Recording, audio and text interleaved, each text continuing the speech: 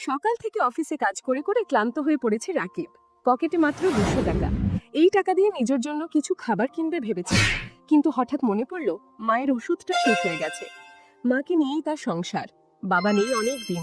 মার শরীর ভালো না, ডায়াবেটিসের ওষুধ খেতে হয়। সেই ওষুধের দাম 200 টাকা।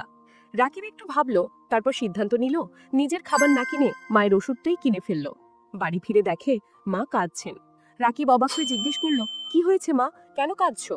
মা কান্না জড়ানো গলায় বললেন, তুই সকাল থেকে কিছু খাসনি, আমার ওষুধের জন্য নিজের খাবার কিনলি না। আমি জানি বাবা।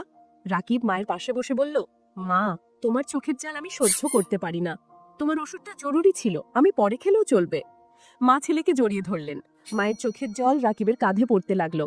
সেই জলের প্রতিটি ফোঁটায় লুকিয়ে আছে অফুরান ভালোবাসা।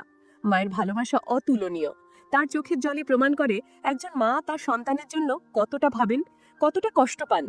বন্ধুরা, আমাদের মা বাবার প্রতি কৃতজ্ঞ থাকি, তাদের ভালোবাসি, সম্মান করি, কারণ তারাই আমাদের জীবনের সবচেয়ে বড় সম্পদ। আপনাদের কাছে এই গল্পটি কেমন লাগলো জানাতে ভুলবেন না। চ্যানেলটি সাবস্ক্রাইব করে আমাদের সাথেই থাকুন। ধন্যবাদ।